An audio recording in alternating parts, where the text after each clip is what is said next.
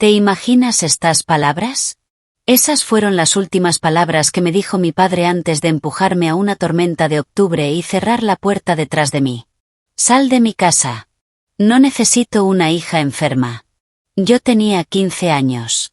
No tenía abrigo, ni teléfono, ni dinero, solo una mochila escolar con deberes de álgebra dentro y la lluvia ya empapando mis zapatillas.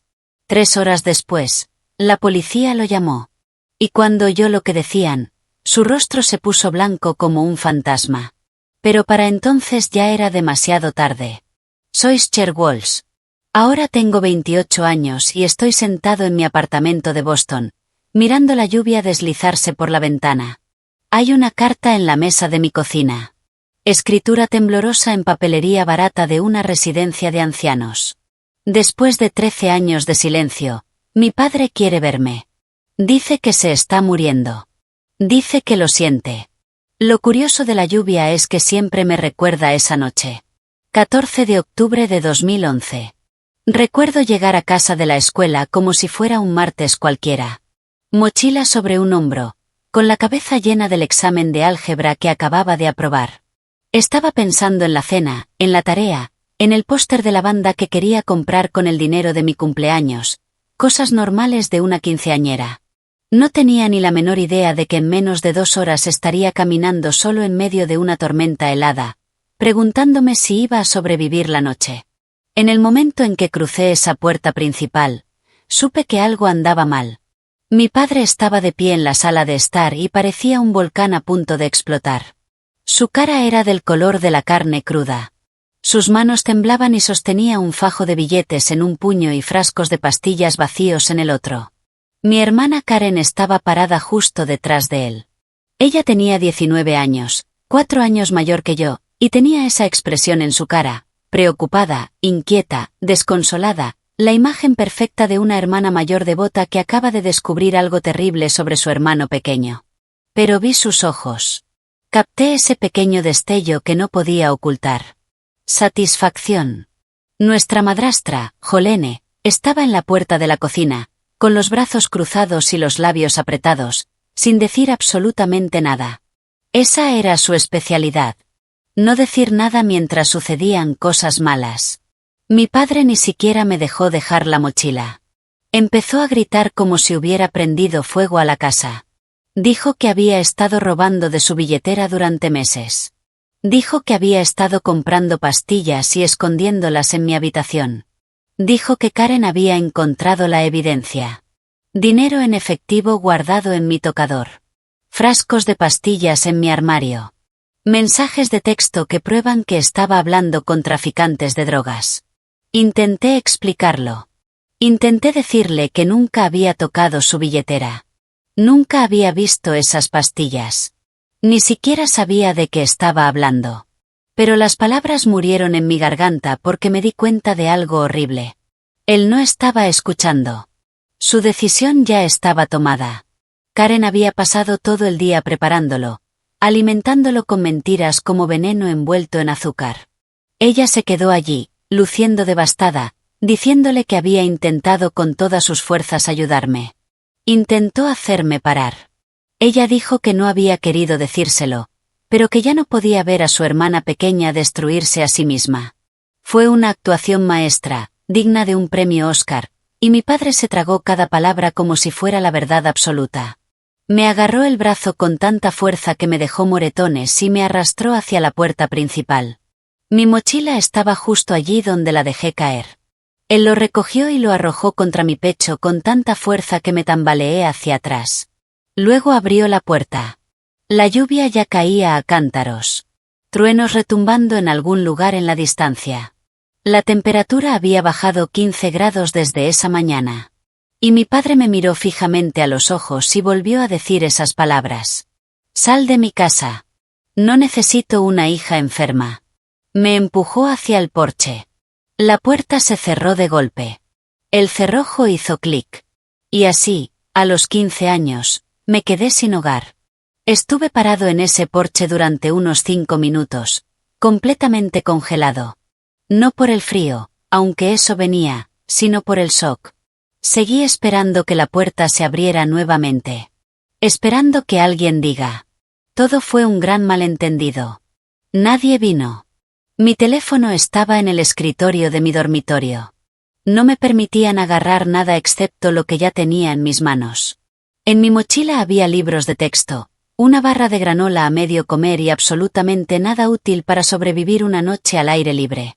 Sin chaqueta, sin dinero, sin forma de pedir ayuda.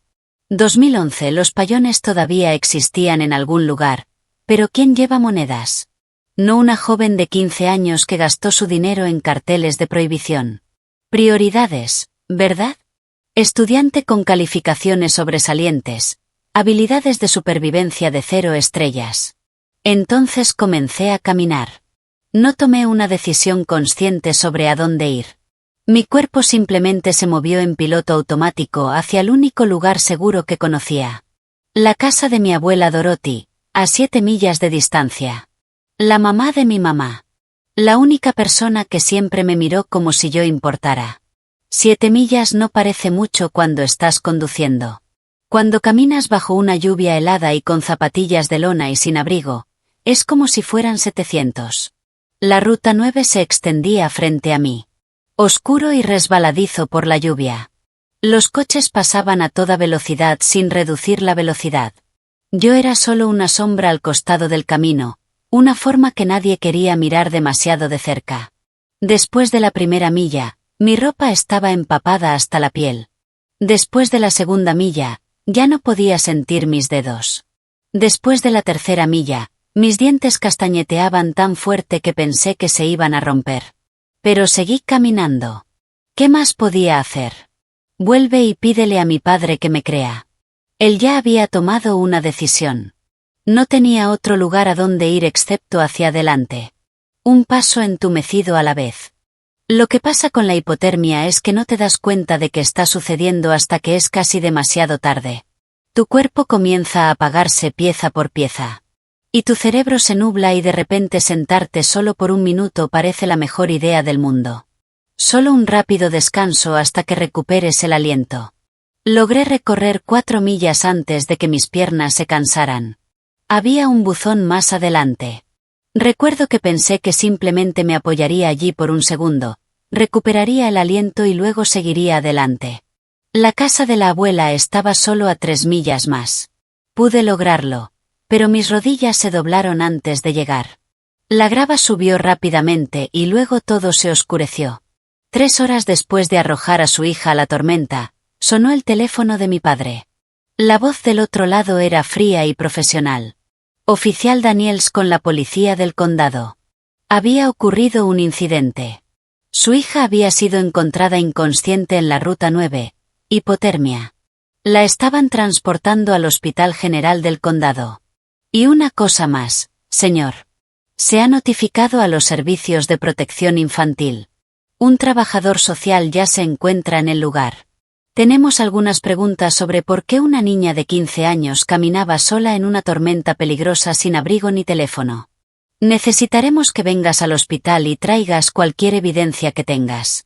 El rostro de mi padre se puso pálido como un hueso. Lo sé porque el personal del hospital me lo dijo después. Dijeron que parecía un hombre que veía cómo toda su vida se desmoronaba en cámara lenta. Karen estaba parada junto a él cuando recibió esa llamada.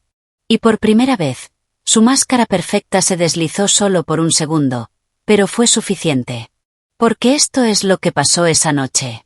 Lo que lo cambió todo. La mujer que me encontró inconsciente al costado del camino no era una simple extraña que conducía hacia su casa. Su nombre era Gloria Ensley y había pasado 35 años trabajando para los servicios de protección infantil. Había visto todo tipo de abuso, todo tipo de negligencia, todo tipo de mentiras que los padres dicen sobre sus hijos. Ella sabía exactamente lo que estaba viendo cuando encontró a una adolescente bajo la lluvia, sin abrigo, sin teléfono y sin nadie buscándola. Y ella no estaba dispuesta a dejarlo pasar. Mi padre pensó que esa noche se estaba deshaciendo de un problema. Pensó que estaba limpiando la casa, eliminando la manzana podrida, protegiendo a su familia de una hija enferma que no merecía su amor. Pero lo que realmente hizo fue encender una mecha. Y no tenía idea de lo que estaba a punto de explotar. Antes de continuar, si te está gustando la historia, suscríbete, dale like al vídeo y cuéntame en los comentarios desde dónde la estás viendo y qué hora es allí. Veo todo. Muchas gracias por su apoyo. Ahora, para entender lo que pasó esa noche, para entender realmente por qué mi hermana hizo lo que hizo, necesito llevarte atrás al momento en que todo empezó a desmoronarse. Mi madre, Patricia, murió en 2006. Cáncer. Yo tenía 10 años. Karen tenía 14 años. Un día, teníamos una mamá que hacía panqueques los domingos por la mañana y me trenzaba el cabello para las fotos escolares. Al día siguiente estábamos junto a una cama de hospital viendo cómo las máquinas pitaban cada vez más lento hasta que se detuvieron por completo. Mi padre no lo manejó bien. Eso es decirlo suavemente.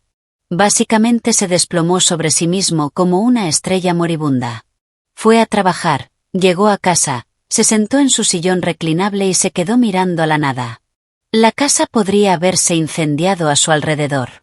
Y no estoy segura de que se hubiera dado cuenta. Entonces Karen dio un paso adelante. A los 14 años, ella se convirtió en quien cocinaba la cena, firmaba los permisos y se aseguraba de que yo llegara a tiempo a la escuela. Ella se convirtió en la persona responsable, la madura, la hija en la que mi padre podía apoyarse. Y la elogiaba por ello constantemente. ¿Qué haría yo sin ti, Karen? Eres tan mayor, Karen. Eres el pegamento que mantiene unida a esta familia, Karen. No creo que alguna vez le haya preguntado cómo estaba manejando la muerte de nuestra madre.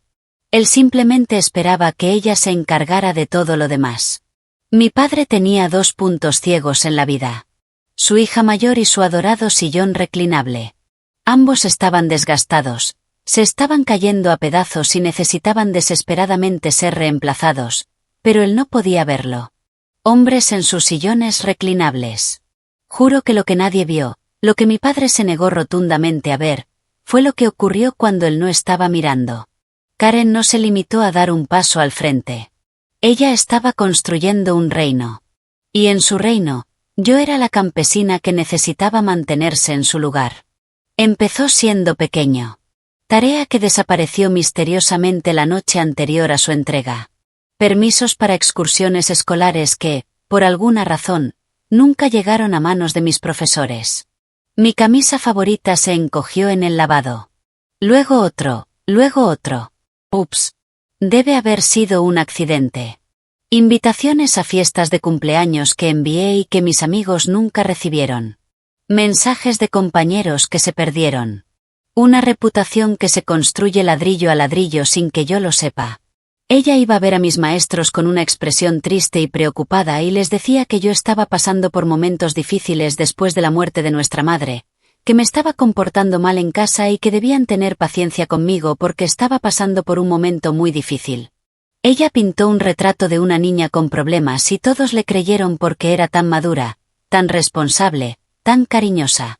Una vez intenté contárselo a mi padre, lo senté y le expliqué que Karen me estaba saboteando, que le estaba mintiendo a todo el mundo sobre mí, que algo iba muy mal. Me miró como si hubiera perdido la cabeza. Solo estás celoso de tu hermana, dijo. Ella está intentando ayudar a esta familia. Deberías estarle agradecida. Después de eso, aprendí a mantener la boca cerrada. Mantente pequeño, mantente en silencio, sobrevive hasta que pueda salir. 2 años después de que mi madre murió, mi padre se volvió a casar. Jolene fue bastante amable al principio. Ella sonrió mucho, preparó guisos y se esforzó mucho para ser parte de nuestra familia. Karen inmediatamente comenzó a llamar a su mamá. Fue estratégico, creo, una forma de consolidar su posición como la hija buena, la leal. No pude hacerlo. No podía llamar a esta extraña mamá cuando mi verdadera madre solo había estado fallecida hacía 2 años. No se trataba de Jolene. Se trataba de que mi propio corazón no estaba preparado. Pero esa rebelión silenciosa me costó. Desde ese día, Jolene me trató como una extraña en mi propia casa. Ella y Karen formaron su propio pequeño club. Y no me invitaron. Cuando cumplí 15 años, las líneas estaban claramente trazadas. Karen era la niña de oro, la favorita, la que no podía hacer nada malo. Yo era la problemática, la difícil, la hija que simplemente no podía controlarse. Y luego estaba el dinero.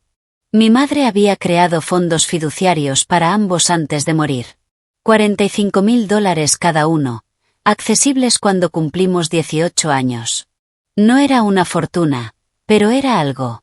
Una red de seguridad, un regalo de una madre que sabía que no estaría allí para ayudarnos a comenzar nuestra vida adulta.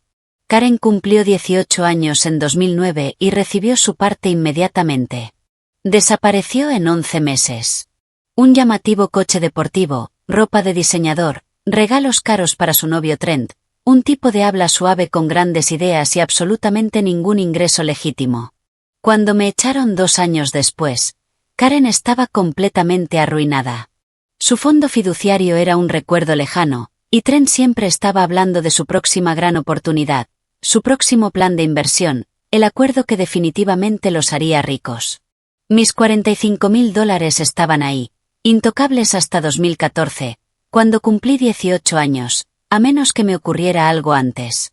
Mira, el fideicomiso de mi madre tenía una cláusula, un mecanismo de protección que probablemente pensó que nos ayudaría.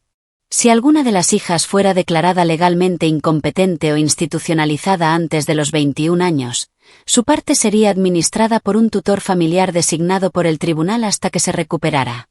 Karen y Trent se dieron cuenta de lo que eso significaba. Si me internaran en una institución por abuso de sustancias, digamos porque mi padre encontró pastillas, dinero en efectivo y evidencia de tráfico de drogas en mi habitación, entonces alguien tendría que administrar mi fondo fiduciario en mi nombre.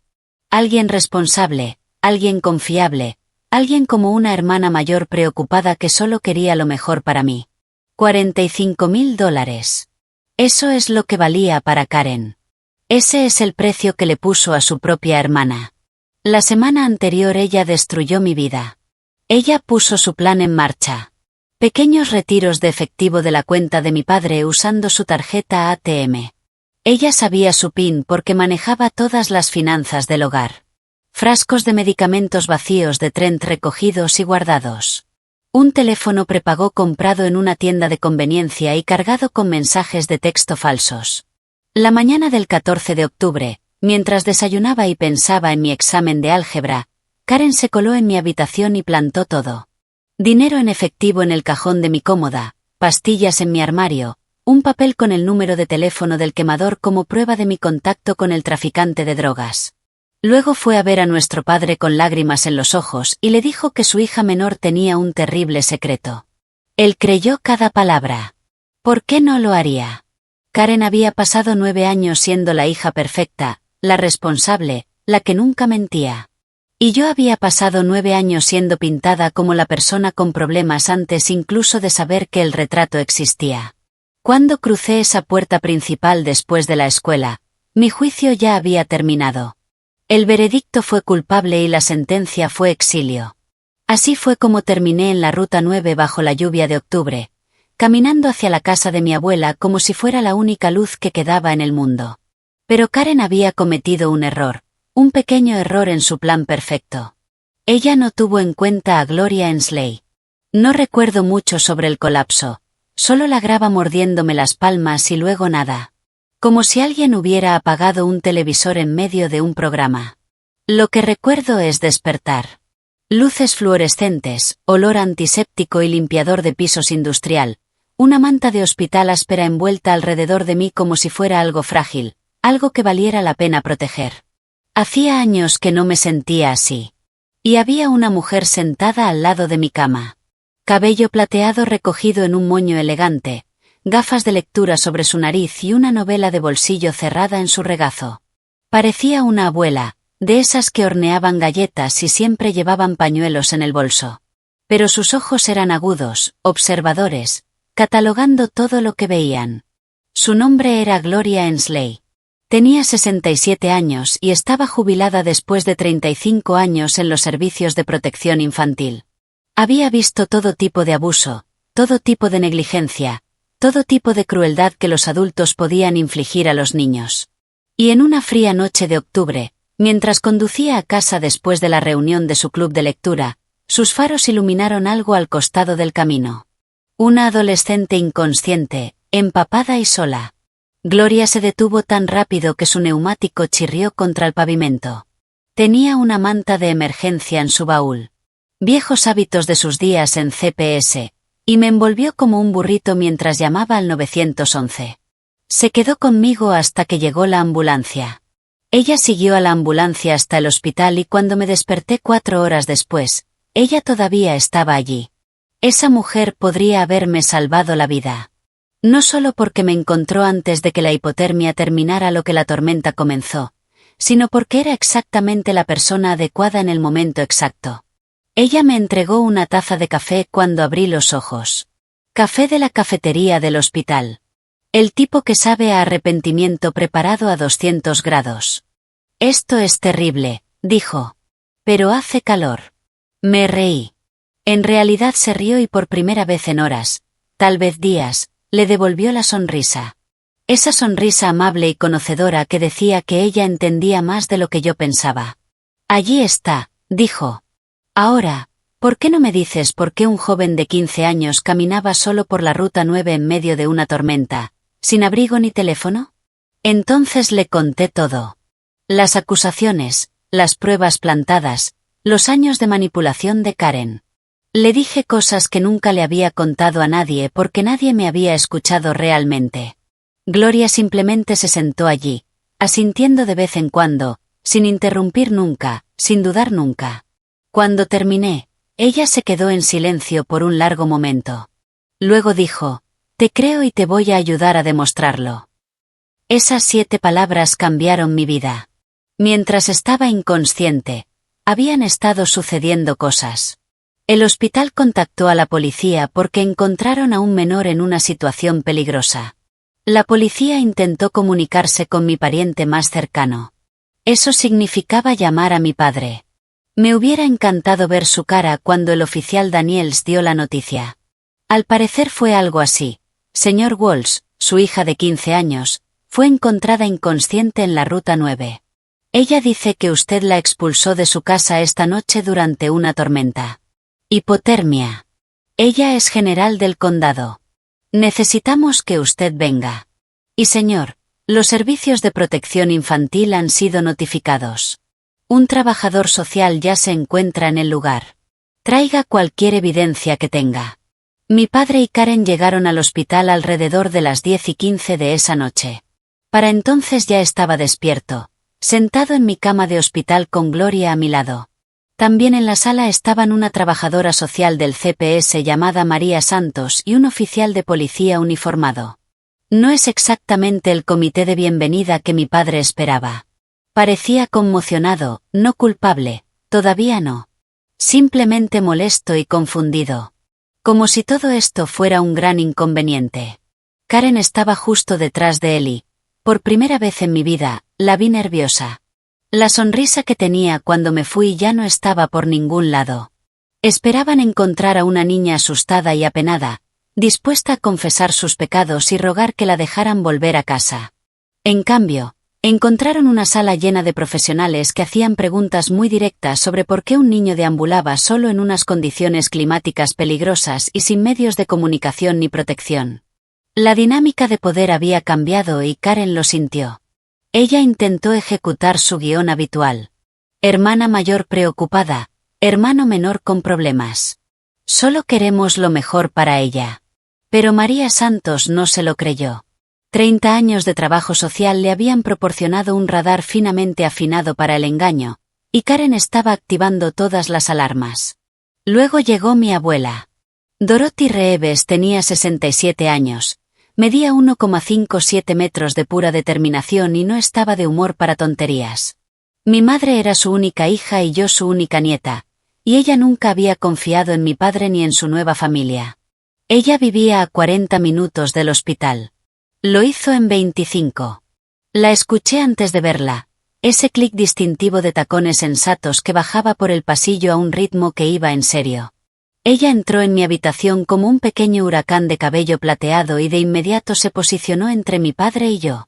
«Esa es mi nieta», anunció a todos los presentes. «¿Qué ha hecho este tonto ahora?» Mi padre intentó explicar, intentó justificar, Empezó a hablar del robo, de las pastillas, de las pruebas.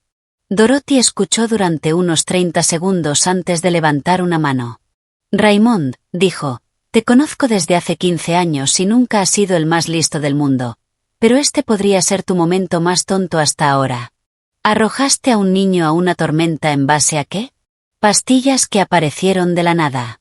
Dinero en efectivo que se materializó mágicamente. ¿Le preguntaste siquiera su versión de la historia? Abrió la boca, la cerró, la volvió a abrir. Dorothy asintió. Eso es lo que pensé. La cuestión es la siguiente acerca de mi abuela. Ella no solo me amaba, ella luchó por mí. Esa noche, mientras yo estaba sentado exhausto e hipotérmico en una cama de hospital, Dorothy Reeves fue a la guerra. Ella exigió una audiencia de custodia de emergencia. Justo ahí, justo entonces. Era casi medianoche, pero a ella no le importaba. Ella llamó a un juez del tribunal de familia que le debía un favor. Al parecer, Dorothy había estado en la PTA con su esposa durante 15 años y lo logró llamar por teléfono. La trabajadora social del hospital presentó los hechos. Un niño menor de edad expulsado a condiciones climáticas peligrosas. No se realizó ninguna investigación antes de la expulsión. Ningún intento de verificar las acusaciones. Encuentran a un niño inconsciente con hipotermia en etapa temprana. Testimonio del padre no examinado por ningún profesional. A las 12:30 de la mañana, tenía un nuevo hogar. Se le concedió a Dorothy Reeves una tutela temporal de emergencia, con efecto inmediato. A mi padre se le ordenó no tener contacto conmigo hasta que se completara una investigación completa. CPS estaría entrevistando a todos. Yo, Karen, mi padre, Jolene, y ellos examinaríamos muy de cerca esa supuesta evidencia. Cuando salimos del hospital, mi padre lo intentó una vez más. Se acercó a mí y empezó a decir algo. Dorothy se interpuso entre nosotros sin interrumpir el paso. No puedes tocarla, dijo. No puedes hablar con ella. Tuviste la oportunidad de ser su padre y la desperdiciaste. Literalmente lo arrojó a una tormenta. Ahora nos vamos. Ella me guió hasta su viejo Buick, el que había estado manejando desde antes de que yo naciera, me ayudó a sentarme en el asiento del pasajero y me arropó con otra manta, aunque la calefacción del auto ya estaba a todo vapor. La miré con lágrimas corriendo por mi cara. Abuela, ni siquiera tengo ropa limpia. No tengo nada. Ella me dio una palmadita en la mano. Sus ojos eran feroces y gentiles al mismo tiempo. Cariño, me tienes a mí y yo tengo una tarjeta de Target. Mañana vamos de compras. Esta noche comerás sopa y dormirás en una cama de la que nadie te va a echar nunca. Aquella fue la primera noche de mi nueva vida. La casa de la abuela Dorothy tenía 3 reglas. Desayuno a las 8, deberes antes de ver la televisión y absolutamente ninguna tontería antes de su segunda taza de café. No era lujoso ni grande, pero era cálido, seguro y lleno de amor. Por primera vez en años, sentí que podía respirar. Pero la historia no había terminado. Ni siquiera cerca. 2 semanas después, el investigador del CPS llamó a mi abuela. Señora Reeves, María Santos dijo, quizás quiera sentarse. Hemos estado examinando las pruebas que proporcionó el señor Walsh. La cronología no cuadra, y encontramos unas grabaciones de seguridad que cuentan una historia muy diferente. El plan perfecto de Karen estaba a punto de desmoronarse y ella no tenía idea de lo que vendría después. La investigación lo cambió todo. María Santos no era simplemente una trabajadora social que marcaba casillas. Ella era una detective que vestía un cardigan. Y no se limitó a mirar la evidencia, sino que la rastreó. Cada recibo, cada sello de tiempo, cada hilo. Y cuanto más tiraba, más se desvelaba la historia perfecta de Karen. Todo empezó con el dinero en efectivo. Se encontraron $800 en el cajón de mi cómoda. Mi padre dijo que eso demostraba que le había estado robando durante meses. Caso abierto y cerrado, ¿verdad? Excepto que María Santos en realidad revisó los registros bancarios. Esos $800 provinieron de un solo retiro de un cajero automático el 14 de octubre, el mismo día que me echaron. El banco proporcionó imágenes de vigilancia de la máquina. Marca de tiempo 2:47 de la tarde. La persona que estaba en la cámara no era yo. Era Karen. Claro como el día. La misma chaqueta que llevaba esa mañana. La misma cola de caballo. El mismo coche aparcado al fondo. Su sedán blanco con la abolladura en el parachoques de cuando chocó contra un buzón el verano anterior. El problema con las coartadas es el siguiente. La mía era hermética. A las 2:47.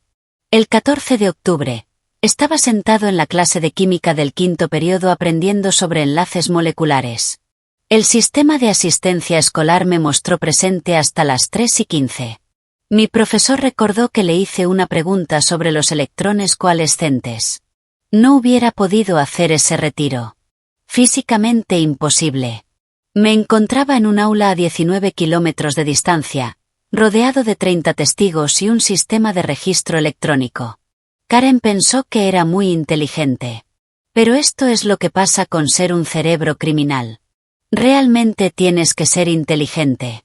Ella usó la tarjeta ATM de nuestro padre sin considerar que los bancos tienen cámaras. Ella hizo el retiro a media tarde sin comprobar si tenía coartada. Ella compró el teléfono quemador en una tienda de conveniencia a 2 cuadras de su gimnasio frente a una cámara, vistiendo sus pantalones de yoga y con su auto visible en el estacionamiento. Algunas mentes maestras llevan capas. Karen llevaba Lululemon y la atraparon porque no se molestó en conducir 10 minutos más. Luego estaban las pastillas. Las botellas que se encontraron en mi armario permitieron rastrear hasta una receta para Trent Barlow. El novio de Karen, el que tiene todas las grandes ideas y ningún ingreso legítimo. Medicamentos para la ansiedad recetados por su médico, adquiridos en la farmacia de Oak Street. María Santos llamó a esa farmacia. Hallazgo interesante. Trent había denunciado el robo de las pastillas, presentó una denuncia ante la policía y todo, alegando que alguien había entrado en su coche y se las había llevado. Comportamiento ciudadano muy preocupado. Excepto que presentó ese informe el 17 de octubre, 3 días después de que me echaron. Si esas pastillas ya fueron robadas y escondidas en mi habitación el 14 de octubre, ¿por qué Trent esperó 3 días para denunciar el robo? La respuesta era obvia. Porque no fueron robados. Karen se los dio para que los plantara y luego él denunció su desaparición para cubrir sus huellas y conseguir una recarga. El informe de robo tardío era como un cartel de neón intermitente que decía, planeamos esto. Si esta historia te toca de cerca, espero que te quedes porque lo que sucede a continuación vale cada segundo. Dale me gusta si me apoyas. Significa el mundo. Pero la verdadera prueba irrefutable fue el teléfono quemador. Los mensajes de texto falsos del traficante de drogas procedían de un teléfono prepago comprado en una tienda de conveniencia el 10 de octubre, 4 días antes de que todo sucediera.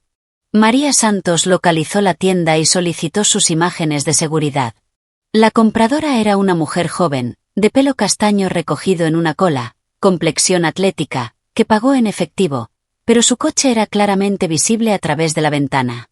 Un sedán blanco con una abolladura en el parachoques. El mismo coche, la misma mujer, el mismo rastro de migas de pan que conduce directamente a mi hermana. A medida que la investigación se profundizó, surgió un panorama aún más desagradable. María Santos comenzó a investigar las finanzas de nuestra familia, específicamente los cheques emitidos en la cuenta de mi padre durante los últimos 2 años. Lo que encontró hizo que los $800 parecieran calderilla. Alguien había estado falsificando cheques a nombre de mi padre durante casi 2 años. Al principio eran pequeñas cantidades, 50 aquí, 100 allá, pero se fueron sumando. Las firmas estaban cerca, pero no del todo correctas. El dinero fue a cuentas vinculadas a Trent Barlow y sus diversos negocios. Monto total robado, poco menos de $18.000. Karen no solo me había incriminado. Ella había estado robando a nuestro padre durante años y necesitaba que me fuera antes de que alguien se diera cuenta. Mi abuela, Dorothy, no estaba dispuesta a dejar pasar esto. Contrató a Leonard Vance, un viejo amigo de la familia que había practicado el derecho de familia durante 30 años. Conocía a mi madre, Patricia, desde la escuela primaria. Y cuando Dorothy me explicó lo que había pasado, su rostro se endureció de una manera que me hizo alegrarme de que estuviera de mi lado. Leonard solicitó la tutela permanente de inmediato. También presentó una demanda civil contra Karen por fraude, angustia emocional y cualquier otra cosa que pudiera hacer funcionar. Y se aseguró de que mi fondo fiduciario estuviera protegido con supervisión adicional para que nadie pudiera tocarlo hasta que cumpliera 18 años. Ese año me enseñó algo que todavía llevo conmigo. Mantenga un registro de todo. Cada recibo, cada mensaje, cada promesa que alguien te hace, escríbela. Mi abuela guardaba una carpeta para cada documento importante de su vida. Facturas, cartas, declaraciones de impuestos, garantías. Ella lo llamó su seguro de papel. Después de todo lo que pasó, comencé a hacer lo mismo. Tenía 16 años y compré mi primer archivador. Todavía lo tengo, todavía lo uso. Algunos hábitos te salvan la vida. Vivir con la abuela Dorothy fue como aprender a respirar de nuevo después de años de contener la respiración. Su casa no era grande ni lujosa. 2 habitaciones, un baño, una cocina que olía a café y canela, pero estaba cálida y era segura, y allí nadie estaba conspirando contra mí. Ella me inscribió en una nueva escuela donde nadie conocía mi historia. Hice verdaderos amigos por primera vez. Personas a las que les agradé por lo que soy, no porque les habían contado una historia sobre quien se suponía que debía ser. Comencé a ver a un consejero, procesando finalmente años de manipulación que había absorbido sin siquiera darme cuenta.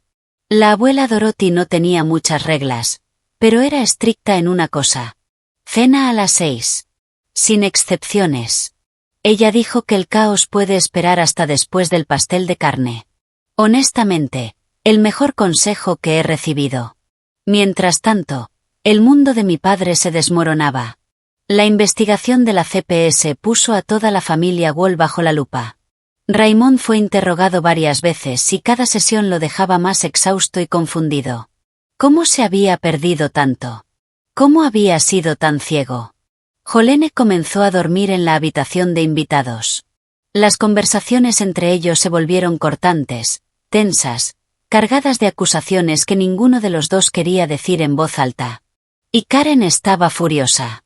No lo siento y nunca lo lamento. Solo estoy enojada porque su plan se vino abajo. Ella culpó a todos menos a ella misma. El investigador del CPS era parcial. Las imágenes del banco eran engañosas. Los registros de recetas de Trent fueron un malentendido. La corona de oro del niño se estaba cayendo y ella no lo soportaba. Leonard Vance pasó meses construyendo un caso hermético. Registros bancarios, imágenes de vigilancia, documentos de farmacia, recibos de compra de teléfonos. Recopiló declaraciones de testigos como Gloria Ensley, mis profesores y vecinos que habían notado que el coche de Karen iba y venía a horas extrañas. Incluso algunos antiguos amigos de Karen se presentaron. Resulta que había quemado muchos puentes a lo largo de los años y la gente estaba feliz de compartir historias sobre sus mentiras, su manipulación y su crueldad casual. La fecha del juicio se fijó para marzo de 2012. Pero un mes antes de la audiencia, ocurrió algo inesperado. Trent Barlow fue arrestado en Nevada. Los alguaciles federales lo detuvieron por llevar a cabo la misma estafa de inversión en 3 estados diferentes. Más de $400,000 robados a víctimas que le confiaron sus ahorros.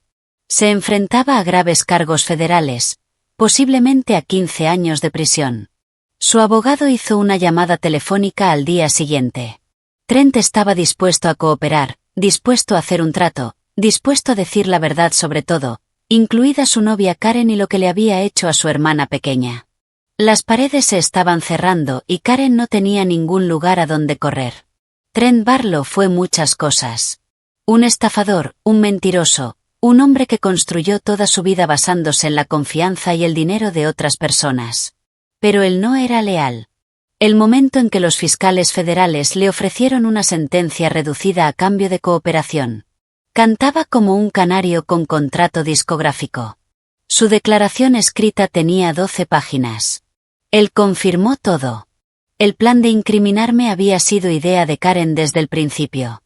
Ella había estado robándole a nuestro padre durante casi 2 años, canalizando dinero a Trent para sus inversiones. Cuando se dio cuenta de que su robo era cada vez más difícil de ocultar, decidió que necesitaba un chivo expiatorio.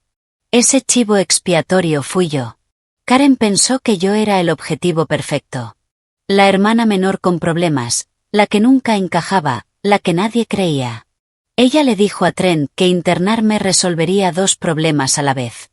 Ella tendría a alguien a quien culpar por el dinero faltante. Y ella tendría acceso a mi fondo fiduciario como mi tutora. $45.000. Eso es lo que ella planeaba robarme mientras yo estaba sentado en alguna institución, drogado y desacreditado, y completamente solo. Trent lo escribió todo. Las sesiones de planificación, los frascos de pastillas que él proporcionó, el teléfono desechable que compró Karen, la mañana en que plantó la evidencia en mi habitación. Incluso incluyó mensajes de texto entre ellos de los días previos al 14 de octubre. Mensajes que demostraron que esto no fue impulsivo. Fue calculado, premeditado, frío. Su última frase se quedó conmigo. Karen dijo que su hermana no era nadie y que no se defendería. Ella estaba equivocada. Marzo de 2012, Tribunal de Familia. Para entonces ya llevaba 5 meses viviendo con la abuela Dorothy. Había ganado peso, del bueno. El tipo que proviene de comidas regulares y de un sueño real. Había cumplido el rol de honor en mi nueva escuela. Empecé a recordar lo que era ser un adolescente normal. Pero al entrar en la sala del tribunal, me sentí de nuevo como si tuviera 15 años, asustada y pequeña, y me preguntaba si alguien me creería. La abuela Dorothy me apretó la mano. Leonard Vance asintió tranquilizadoramente, y Gloria Ensley también estaba allí, sentada en la galería, usando los mismos anteojos para leer y la misma expresión feroz que tenía la noche en que me encontró. Se suponía que la audiencia sería sobre tutela, cosas simples, hacer permanente la custodia temporal de Dorothy, establecer obligaciones de manutención, ese tipo de cosas. Pero se convirtió en algo mucho más grande. El fiscal del distrito se había involucrado. Con la confesión de Trent y la montaña de pruebas que María Santos había recopilado, esto ya no era solo un asunto de tribunal de familia. Había cargos criminales sobre la mesa. Karen estaba sentada al otro lado de la sala del tribunal con un defensor público que había conocido 1 hora antes. Parecía más pequeña de lo que recordaba, más pálida. La niña segura de sí misma y dorada que había controlado nuestro hogar durante una década, parecía exactamente lo que era, una joven asustada cuyas mentiras finalmente la habían alcanzado. Nuestro padre estaba sentado solo en la galería. Jolene se había negado a venir. Parecía que había envejecido 10 años en 5 meses. La evidencia fue presentada de manera sistemática, profesional y devastadora. Un vídeo de TM muestra a Karen haciendo el retiro a las 2:47 de la tarde. Mis registros de asistencia escolar prueban que estaba en la clase de química en ese momento exacto. Registros de farmacia que muestran el informe de robo de Trent, convenientemente, __. Imágenes de seguridad de la tienda de conveniencia que muestran a Karen comprando el teléfono quemador. 2 años de cheques falsificados por un total de $18.000. Y la confesión de Trent. Lea el acta palabra por palabra. Cuando fue el turno de Karen de tomar la palabra, ella intentó mantener su versión de los hechos. Intentó parecer confundida e inocente y profundamente preocupada por su atribulada hermana. El fiscal no estaba de acuerdo. M. Walsh, dijo, mostrando la fotografía del cajero automático. ¿Es usted el que estaba en el First National Bank el 14 de octubre a las 2:47 de la tarde? Karen tragó saliva. Ella miró la imagen de sí misma, clara como la luz del día. Estaba ganando dinero para comprar comida. ¿Comida? El fiscal asintió lentamente. $800 en efectivo para comestibles. ¿Y no le mencionaste este retiro a tu padre cuando acusaste a tu hermana de robar esa misma cantidad más tarde ese mismo día? Silencio.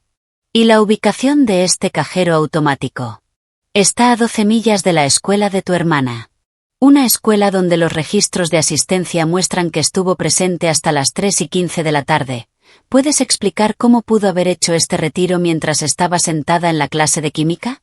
Más silencio. El defensor público de Karen se opuso, pero no había nada que objetar. La evidencia era la evidencia. A los hechos no les importaban sus sentimientos. Luego llamaron a Jolene. Mi madrastra parecía querer estar en cualquier otro lugar de la tierra. Había pasado años permaneciendo callada, neutral, sin involucrarse. Pero esto era un tribunal y ella estaba bajo juramento. Y de repente quedarse callado ya no era una opción. El fiscal le preguntó sobre la mañana del 14 de octubre. ¿Vio algo inusual? La voz de Jolene era apenas más que un susurro. Karen entró a la habitación de Sherry esa mañana alrededor de las 7 de la mañana. Dijo que estaba pidiendo prestada una goma para el pelo. ¿Salió con una goma para el pelo? No, ella salió con las manos vacías. ¿Y notaste algo más en los días previos al incidente? Jolene cerró los ojos. Parecía como si se estuviera preparando para el impacto. 2 días antes, escuché a Karen hablando por teléfono con Trent. Ella dijo, todo está en su lugar. Y luego ella se rió. La sala del tribunal quedó en completo silencio. Cuando llamaron a nuestro padre a declarar, casi sentí pena por él. Tuvo que explicar por qué expulsó a su hija de 15 años a una tormenta sin investigar las acusaciones en su contra. Tuve que admitir que nunca revisó los registros bancarios él mismo. Nunca me pregunté por qué Karen descubrió de repente esta evidencia. Nunca me pidieron mi versión de los hechos. Se le quebró la voz al decir, simplemente confié en ella. Es mi primogénita. Siempre fue la responsable. Pensé que no podría terminar. La jueza Patricia Morrison llevaba 30 años en el tribunal. Había visto feas batallas por la custodia, divorcios amargos, familias destrozadas por mentiras, dinero y orgullo. Pero creo que incluso ella quedó perturbada por lo que escuchó. Sus palabras resonaron en la sala como una cuchilla. Señor Walsh, la confianza no es excusa para la negligencia. Expulsó a una menor a condiciones climáticas peligrosas basándose en acusaciones sin verificar. No intentó investigar. Eligió a una hija sobre otra sin pruebas, sin razón, sin el criterio paterno básico. Eso no es crianza. Eso es abandono. Mi padre permaneció allí sentado, con el rostro pálido, mientras ella continuaba. Su hija mayor se involucró en un plan calculado y premeditado para destruir la vida de su hermana. Le robó, le mintió y lo manipuló para que participara en su crueldad. Y usted la dejó porque era más fácil creerle a la hija que lo hacía sentir bien que ser la madre de la hija que te necesitaba. La sentencia de Karen fue dura. Fraude, robo, presentar declaraciones falsas a la policía, poner en peligro a un menor. Su defensor público negoció un acuerdo con la fiscalía para evitar un juicio completo. 2 años de sentencia suspendida, lo que significa que no iría a prisión a menos que violara su libertad condicional, 5 años de libertad condicional supervisada, 200 horas de servicio comunitario, restitución total de todos los fondos robados, los $18.000 de nuestro padre y los 800 que había plantado para incriminarme. El tribunal también emitió una orden de alejamiento permanente. Karen no podía contactarme directa ni indirectamente por ningún motivo. Si se acercaba a menos de 150 metros de mí, iría directa a la cárcel. Y esta es la parte que la perseguiría para siempre. Una condena por delito grave permanente en su expediente. No más trabajos en finanzas, ningún puesto que involucrara dinero o confianza, ni trabajar con niños o adultos vulnerables. La niña dorada ahora tenía una letra escarlata, y no se le iba a quitar. Mi padre perdió los derechos de tutela permanentemente. Se le ordenó pagar mi terapia y mis gastos educativos. Hasta que cumplí 21. También le ordenaron establecer un fondo para la universidad con el dinero de la restitución. La comunidad se enteró de todo. Los pueblos pequeños hablan. En cuestión de semanas, todos sabían lo que Raymond Walsh le había hecho a su hija menor. Los amigos dejaron de llamar. Los vecinos apartaron la mirada. Su grupo de la iglesia de repente tuvo conflictos de horario cada vez que intentaba asistir. Jolene solicitó el divorcio 6 semanas después. Había sido cómplice de mi sufrimiento, lo sabía y no soportaba que se lo recordaran cada vez que miraba a su marido. La jueza se volvió hacia mí al final. Señorita Walsh, dijo, ha demostrado una resiliencia notable frente a una crueldad extraordinaria. El tribunal concede la custodia total y permanente a su abuela, Dorothy Reeves. Tu fondo fiduciario permanecerá protegido hasta que cumplas 18 años. Y sinceramente espero que tengas un futuro mejor que tu pasado. Quería decir algo inteligente, algo memorable. Quería decirle, Su Señoría, debería verme estacionar en paralelo. Esa es la verdadera prueba de carácter, pero algunos chistes son solo para usted. Y ese momento fue demasiado grande para el humor. En lugar de eso, simplemente dije, gracias. Cuando salimos del juzgado, mi padre intentó acercarse a mí una última vez. Cariño, empezó. Estoy tan contenta que la abuela Dorothy se interpuso entre nosotros sin detenerse. Su voz era hielo. Ya no puedes llamarla así. Perdiste ese derecho cuando la arrojaste a una tormenta. Seguimos caminando. No miré atrás. Ese día el sol brillaba. Marzo en nuestra parte del país puede ir en cualquier dirección. Pero esa tarde era cálida y brillante y llena de promesas. Tuve una abuela que me amaba, un abogado que luchó por mí, un trabajador social y un supervisor jubilado del CPS que creyó en mí cuando nadie más lo hizo. Y finalmente tuve un futuro. Pero algunas historias no terminan en los tribunales. Algunas historias tienen un capítulo más. 13 años después, llegó una carta. Octubre de 2024. Ahora tengo 28 años y mi vida no se parece en nada a la que imaginaba cuando tenía 15. Caminando a través de una tormenta con nada más que una mochila escolar y zapatillas empapadas. Vivo en Boston. Hermoso apartamento con vista al puerto. Luz de la mañana que entra por las ventanas. En realidad, yo mismo me elegí. Soy director de marketing en una empresa de tecnología. Buen salario, buenos beneficios, buena gente. Fui ascendiendo a partir de una pasantía y cada ascenso me hacía sentir como si estuviera alejándome un paso más de lo que solía ser. Y estoy comprometido. Su nombre es Colin.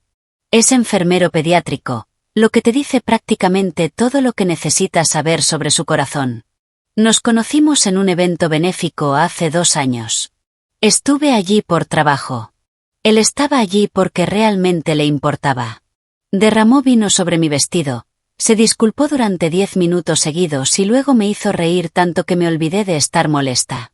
Nos casaremos en primavera. La vida es buena. La vida es realmente, genuinamente, increíblemente buena.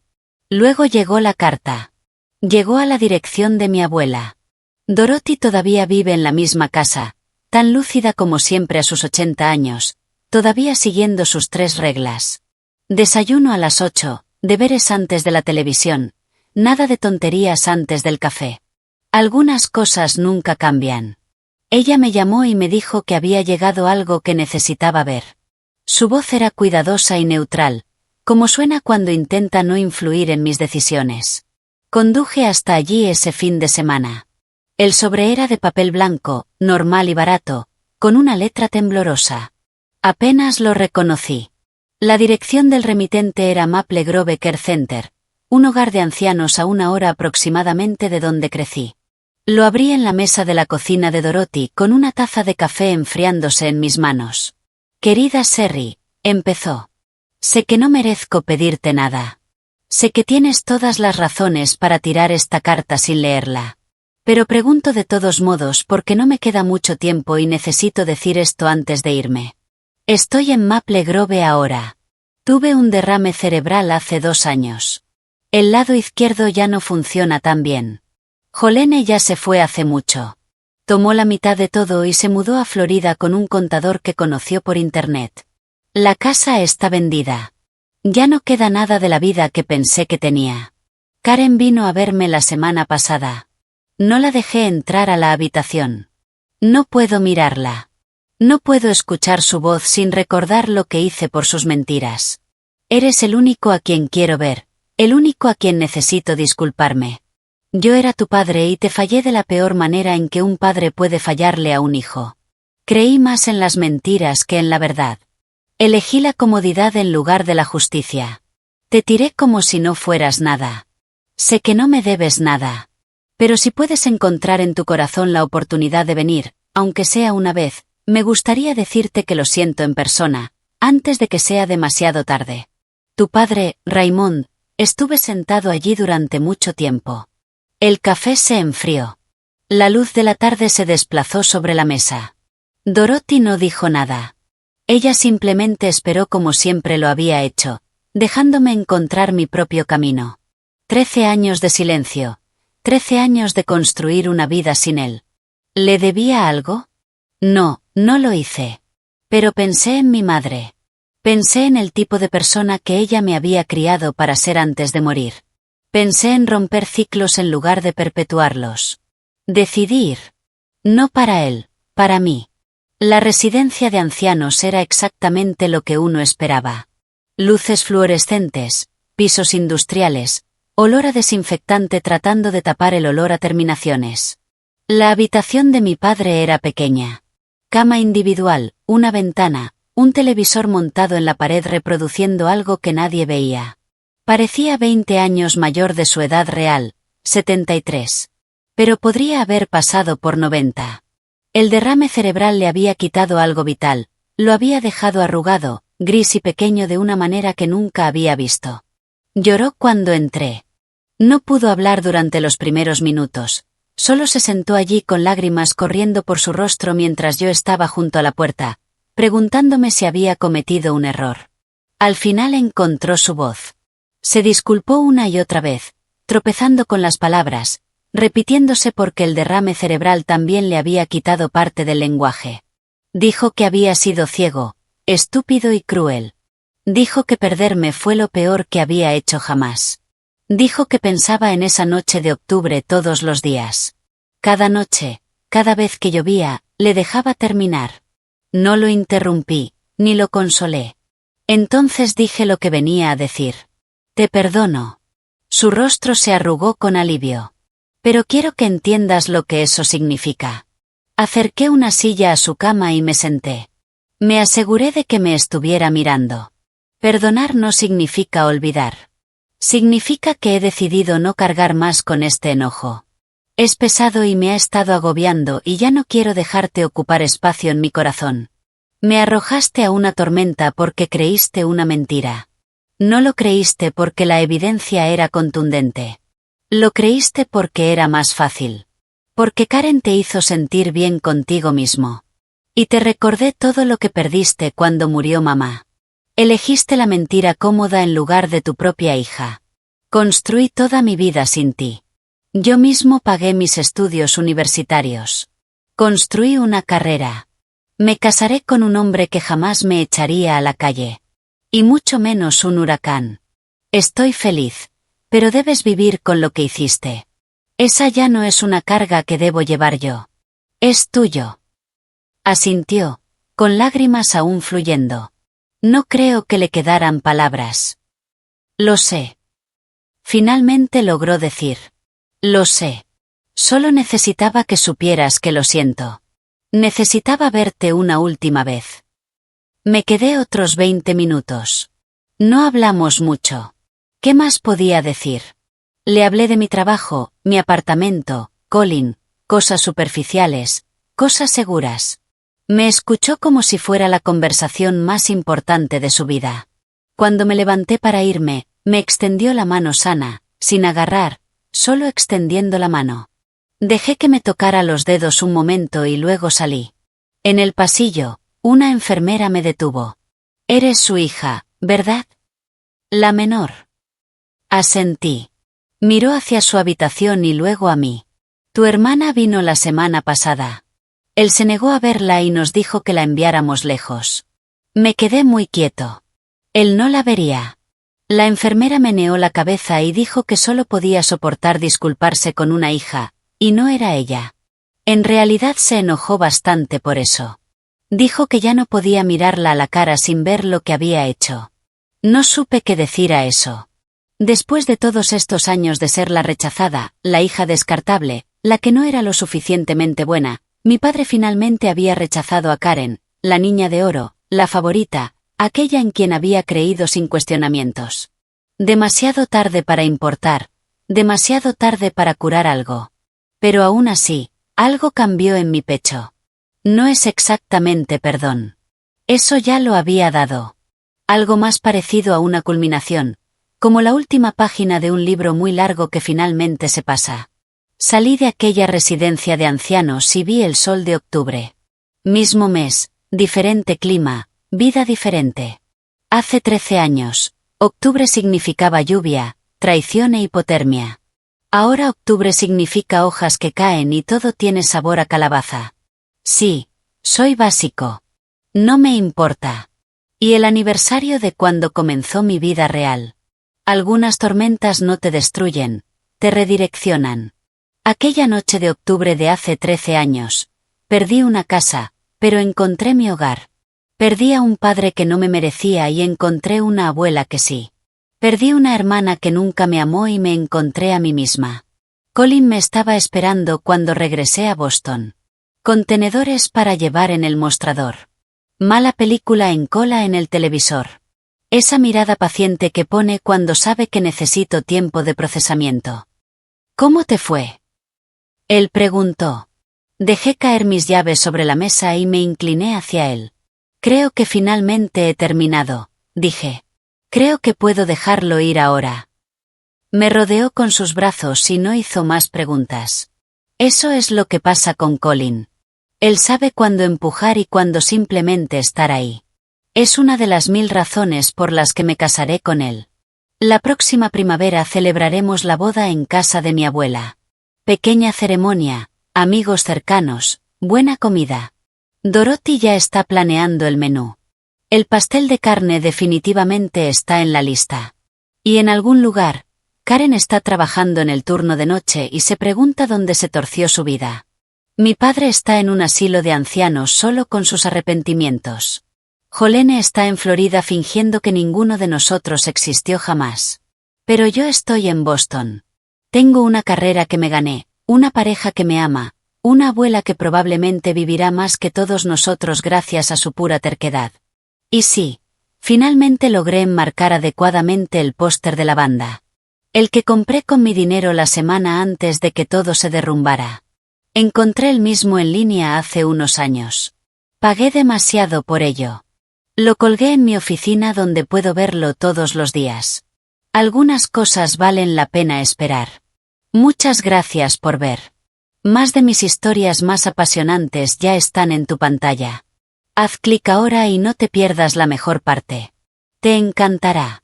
Nos vemos en la próxima historia.